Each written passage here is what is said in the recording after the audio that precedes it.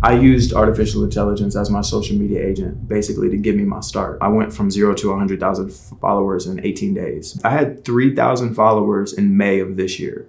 And right now I'm at 305,000 just using artificial intelligence as my social media manager.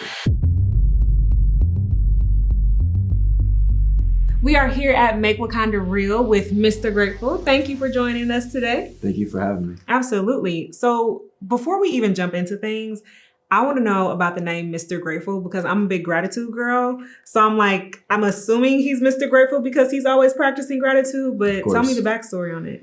Mr. Grateful was born from not so grateful times. Mr. Grateful was born before Mr. Grateful was able to meet the world, actually. When there was a lot of, life happens like this before this happens. 1,000%. And you have to be prepared for this. You have to be prepared for when things rise. You have to be prepared for your elevation. And gratitude was my preparation. Somebody asked me today how I keep my ego in check with elevation. And gratitude was my answer. I still say thank you to the hot water in my shower and to, just like clothes on me and to food because, all this extra stuff, the lights, being able to sit with you, this is, I'm very grateful for it, But if Mr. Grateful wasn't born before I had all these things, I wouldn't be able to appreciate this.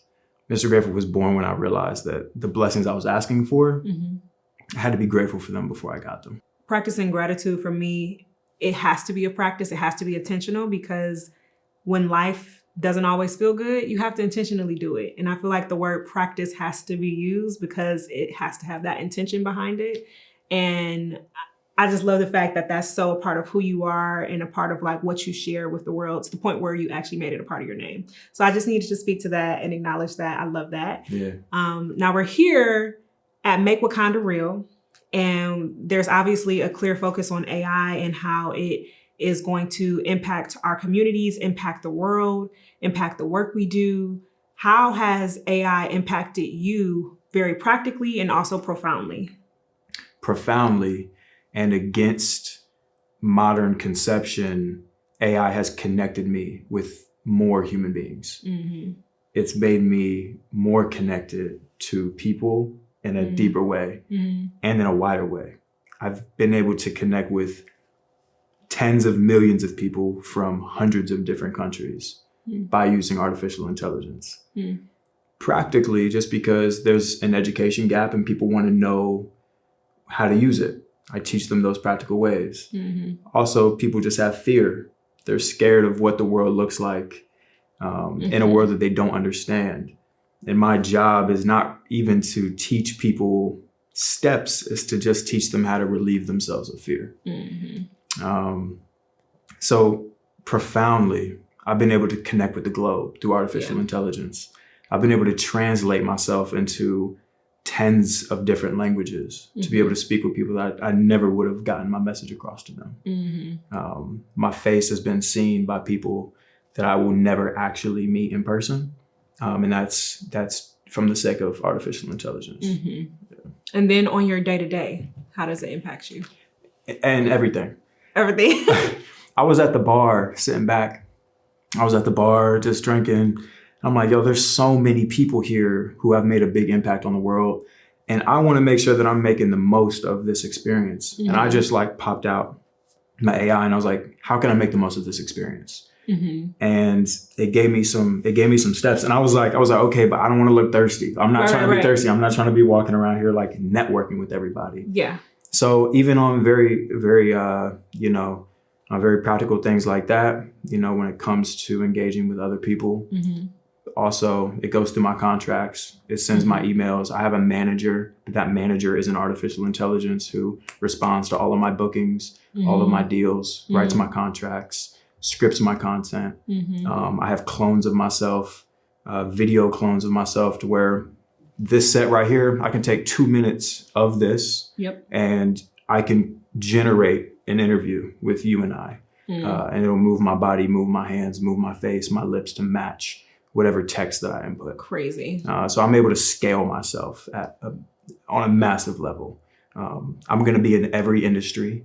I'm going to be known by people who don't even know about artificial intelligence, but they like any industry, like fashion, yoga, meditation, health and wellness, cooking, fashion, all that. They'll see my face there, even though I'm not physically actually recording myself talking about those things. You have huge vision, and I love that. You're thinking long term for sure. Could you feel something internally changing and shifting because of what you've been learning about AI and how you've been using it? AI is the pathway to self-actualization because you have to know what you want before you use it. And what do we really want? You know, a lot of people think they know what they want until they get it. And AI has created a spell for us where we can speak things into existence immediately. Generative AI. We can speak something and get text back, images back, videos back, sound back, feeling back, taste back soon, emotion back. We can generate the things that we want. So what is it that we want? And once you realize what you want and deciding if you truly want it or if you want to let that go, that is self-actualization. That is such a good point. Because it's all about what you input into it. That determines what you get out of it. So would you say that you've had to practice a little bit more internal hard work in order to get very crystal clear about you, your purpose, your intent, what you would like to put out into the world? Do you spend intentional time doing that just as much as you do with the external things of like AI? Of course. I think that what happened is a lot of people see me as I was in the right place at the right time. And I used artificial intelligence as my social media agent, basically to give me my start. I went from 0 to 100,000 followers in 18 days by using. And when was this? What year? This was this year. This was in May. I had 3,000 followers in May of this year. And right now I'm at 305,000 since using artificial intelligence as my social media manager. They didn't see this, which I was talking about before. And this was the self-work. This was the meditation and the affirmation and the journaling and the self-actualization, to where when something came, where it would say you can speak into existence what it is that you want, I knew what I wanted. I knew who I was. I knew what my path was already. That's what made me ready for it, right? So absolutely. There's always been work that's going on internally to get to this point. And now I think if you can teach somebody that, now they can use AI to do that work. Yes. You can use AI to help you with your meditations, to help you with your journaling, to help you with your own self-actualization. Yes, I actually used ChatGPT to help me make a EFT tapping script and was shockingly surprised at how good it actually did it. Yeah. And it was super, super helpful. With it being such a powerful tool that it can quite literally speak something into existence, how do you think that we as a society, or you could just speak for yourself too, can go about using it ethically? Because people could speak some crazy things into existence. AI is super, super powerful. Like, how do you think that we need to approach it from that regard? I think that we need to approach it with grace and care and transparency. Ethically, if you want to use something ethically typically just means transparency.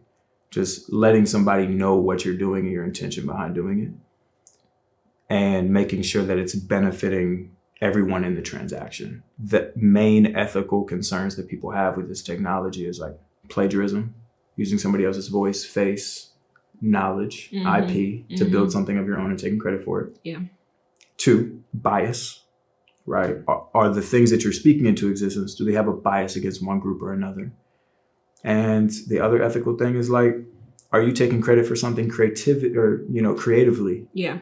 That, are you really an artist?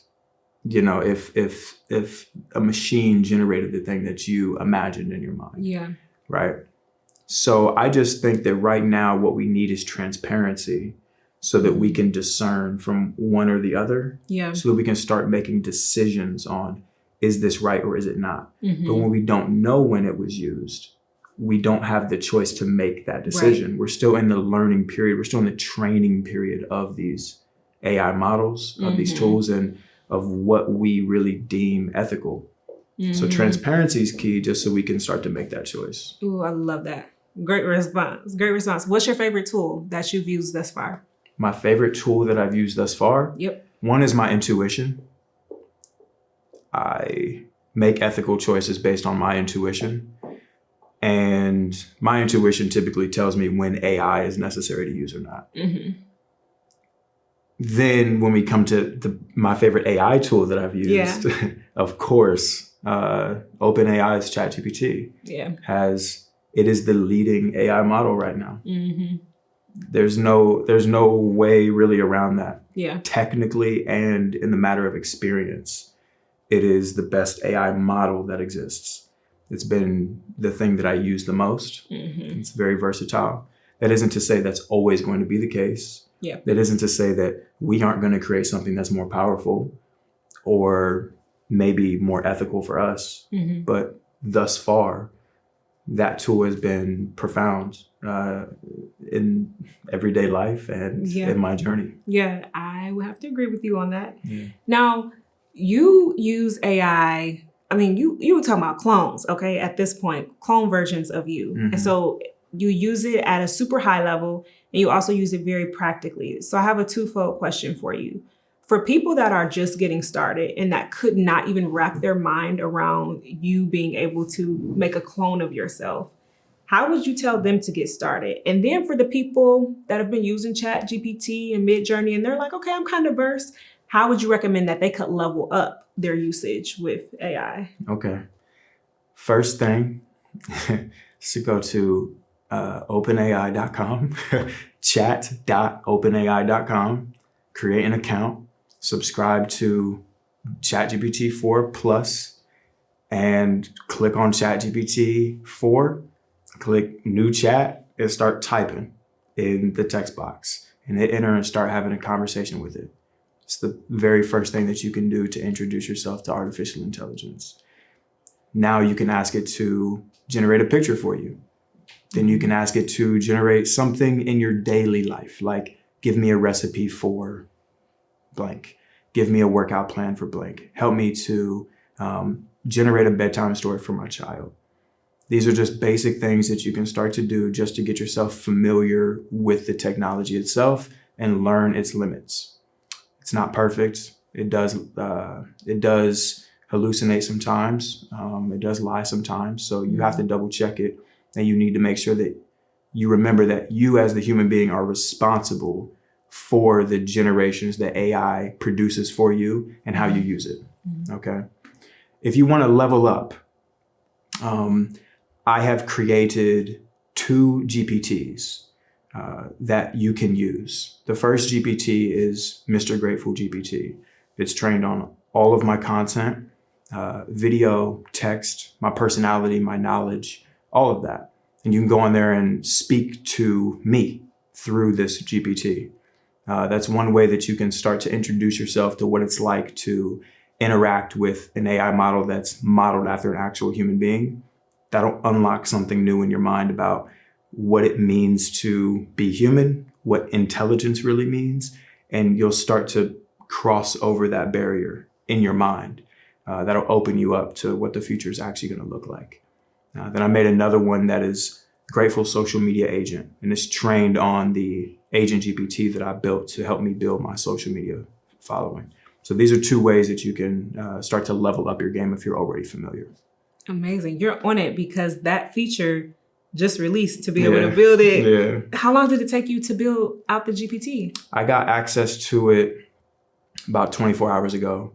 And access to it about 24 hours ago. And I already have all of my transcripts from all of my content, you know what I'm saying, ready. So I just uploaded all of those documents. I trained it to reference my Instagram and my different social media platforms, so that now whenever you ask it a question, it's relevant to something I've already said, it knows how to source it, Mm-hmm. or it'll use my words to predict what I would say in that case scenario. That is so crazy. That is so crazy. And so where can people access this? Do you have like the link in your bio or? Yeah, I will put it in the link in my bio. Like I said, it was just 24 hours ago. Yeah. I got you. But yeah, and also OpenAI is releasing their store so that you can actually go on there into the store and like search when people make these things. So that'll be opening up to people towards the end of this month based on what they said. I'm not in OpenAI or anything. I'm not like sponsor for them, but I can't deny the power of their tool, right? So yeah, it'll be opening up towards the end of this month based on what they're talking about. And I will have it in the link in my bio as well. Okay, beautiful. My last question for you is, considering how far AI has progressed to date and how rapidly it's progressing, what can you see our world to look like being shaped by AI, like within the next 10 years? What you could see, what everybody wants to see, is humans doing human things and robots doing robot things. Robot superpowers are automation, repetition, and prediction. These are three things that humans really don't like to do, and we aren't really good at. So if we can start to give the automated, repetitive tasks to artificial intelligence, then they also can predict when we want those things to happen. Perfect. Now we can do more things like this. We can just focus on being creative. You know what I'm saying? We can focus on just like connecting with one another and having genuine experiences. I would much rather go out and grab a drink than go back to the hotel and write emails. You know what I'm saying? If I have an AI that's going back and writing emails for me, instead, now I can go get a drink and like enjoy my time and connect with another human being more deeply and genuinely than doing the things that I dislike. So that's utopia at a very base level, right? What does that look like scaled? Where basically the world doesn't have to work and do repetitive tasks. What happens when everybody gets to follow their heart and their creative passion?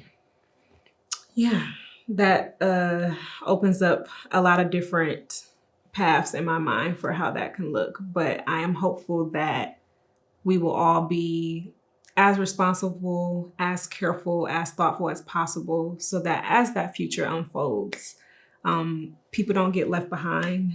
And I think that's the whole point of this event. Right. So I so appreciate you for sharing your wisdom and your insights, and also for creating resources for people to learn more and to level up their AI usage. And I'm just so glad that we got to sit down and talk. Thank you for your existence. Thank you for your energy, Mr. Grateful. I express gratitude for you. And I thank you for coming and sitting and talking with me. I'm grateful for you as well. Okay, amazing. Can you tell the people where they can connect with you and follow you? You can connect with me on Instagram at Mr. Grateful, mr.grateful on Instagram. Wonderful. Okay. Thank you guys so much. See ya. Peace.